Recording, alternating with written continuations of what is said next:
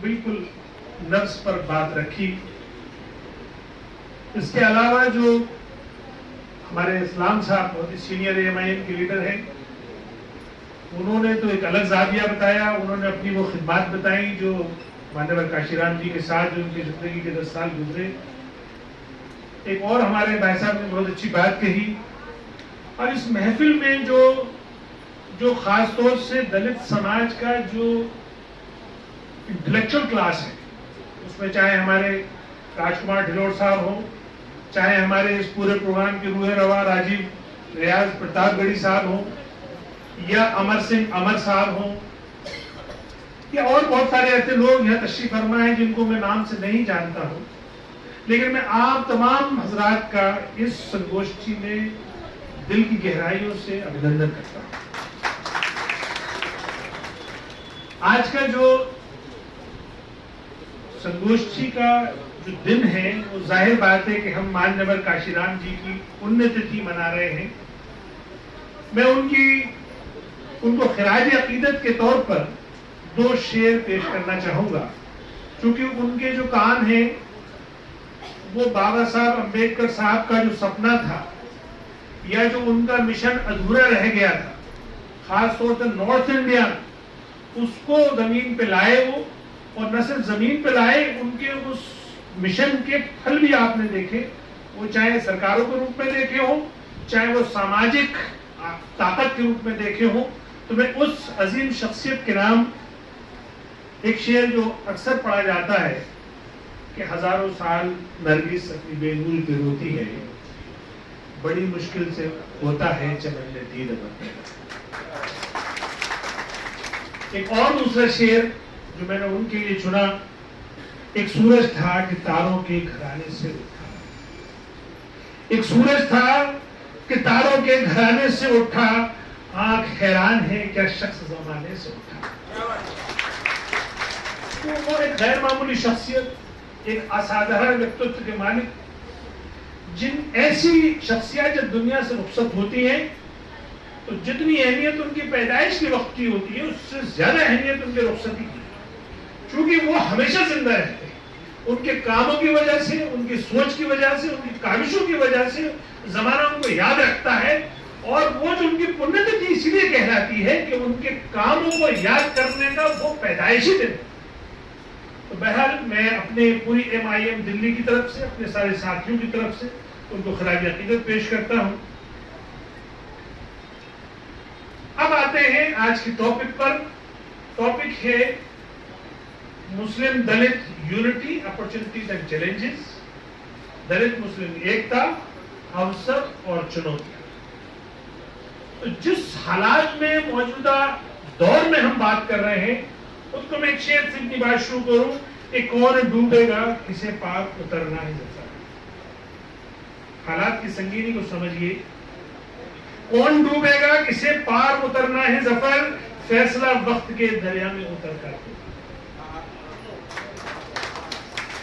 इस वक्त जो घड़ी है वो दरिया में उतरने की है। दरिया से बाहर रहकर किनारे पे खड़े होकर गुफ्तगू करने की नहीं है। अब आइए और दरिया में उतरा जाए और वक्त को पहचाना जाए। चाहे कोई पैरामीटर ले लें आप, आपको जिस जाविये से देखना हो इस देश को उस जाविये से देख लीजिए। चाहे टॉप 10 एजुकेशनिस्ट ले लें, चाहे टॉप 10 बिलियनर ले लें, चाहे टॉप 10 इंडस्ट्रियलिस्ट ले लें, चाहे टॉप 10 मीडिया हाउस ले लें, चाहे टॉप 10 बैंकर्स ले लें, टॉप 10 डॉक्टर्स ले लें, जो भी ले लें आप, वहां पे मुस्लिम और दलित का 0% प्रेजेंट 0%। यानी अब आ जाइए, चाहे आरक्षण की बात आती है, चलिए दलित भाइयों को आरक्षण मिल गया, तब भी वो टॉप 10 ब्यूरोक्रेट भी नहीं है, तब भी वो टॉप 10 जस्टिस भी नहीं, तब भी वो टॉप 10 फौज में भी नहीं है, तब भी वो टॉप 10 यानी और जो दूसरे सरकारी महकमा थे उनमें भी नहीं। तो ये जो दीवार पे लिखी हुई आपकी स्थिति है, इसको आप पढ़ते क्यों नहीं? कौन सी आंखें चाहिए आपको? कौन सा चश्मा चाहिए जो ये इबारत पढ़ोगे आप? अरे मुसलमानों ने तो वो दौर देख लिए कि वो 33% जो सरकारी नौकरियों में थे सिमट के 3% आए उत्तर प्रदेश। और मुसलमानों ने भी वो सारे प्रयोग करके देख लिए जिनके जिक्र मेरे मुझसे पहले वक्ताओं ने किए कि मुस्लिम दलित गठजोड़ करके देखा, दलितों को सपोर्ट करके देखा, माननीय काशीराम जी के मूवमेंट को सपोर्ट करके देखा, बहन जी को मुख्यमंत्री बनाकर देखा, और इसके अलावा भी तरह तरह के गठजोड़ हमने करके देखे, लेकिन हालात, जमीनी हालात तब्दील नहीं हुए। उसकी वजह क्या थी?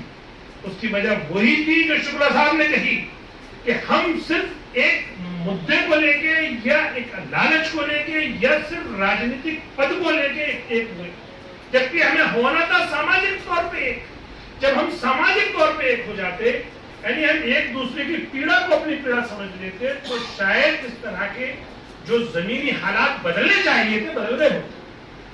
आज का अगर आप देखेंगे, अगर बोर्ड पे भी नजर डालेंगे तो यहाँ दो नाम नजर आते, एक है बहुजन संस्कृति मंच और एक है सोशल एंड कल्चरल विंग। जबकि बहुजन संस्कृति मंच के जो रूए रवा है राजीव रियाज प्रताप साहब, वे भी ऑल इंडिया मजलिस इत्तेहादुल मुस्लिमीन दिल्ली का सचिव है, और मैं भी ऑल इंडिया मजलिस इत्तेहादुल मुस्लिमीन का अध्यक्ष हूँ। चाहते तो हम दोनों पार्टियों का नाम लिख देते, सिर्फ AMIM का नाम लिखा होता, लेकिन चूंकि हम इसकी जरूरत समझते हैं, हम वो साहित्यिक बात से या लिटरेरी बात से वाकिफ हैं कि जब तक आप इनकी जड़ों को नहीं मिलाओगे, जब तक इनकी तकलीफों को नहीं समझोगे नीचे जाके, जब तक प्यार आप बिल्कुल जमीनी तौर पर नहीं बांटोगे, ये बात बनने वाली नहीं है। रही बात जो मेरे साथी शुरू से ही कहा, जब प्रोग्राम की शुरुआत होने के वक्त ही राजीव रियाज प्रतापगढ़ी साहब ने कहा कि हमारे सदर की इजाजत से मैं ये बात बोल रहा हूं कि हम, अगर हमें मौका मिलेगा तो हम दलित मुख्यमंत्री बनाएंगे। ये बात बिल्कुल सही है, ये मैं भी कह रहा हूं। भले से मैंने अभी अपने सदर साहब से इसकी इजाजत नहीं ली, लेकिन मुझे उम्मीद है कि सदर साहब इसकी इजाजत देंगे, क्योंकि मुझे भी, मैं भी अगर एक प्रदेश का सदर हूं तो कुछ तो मुझे भी सोचने समझने की क्षमता होनी चाहिए। लेकिन ये बात मैं क्यों कह, इसकी बात समझिए और प्रैक्टिकल ग्राउंड पर आइए, एकदम धरातल पर आइए। धरातल ये कहता है कि हम लोग दिल्ली की अगर बात करें तो MCD इलेक्शन 2017 के आंकड़े ये बताते हैं कि टोटल वोट दिल्ली का 1,64,00,000 है, उसमें दलित वोट 27,46,000 है, टोटल दलित 27,46,000 है, यानी इसकी परसेंटेज बनती है 16.73। टोटल तीनों MCD मिला के, यानी कि 104 साउथ में, 104 नॉर्थ में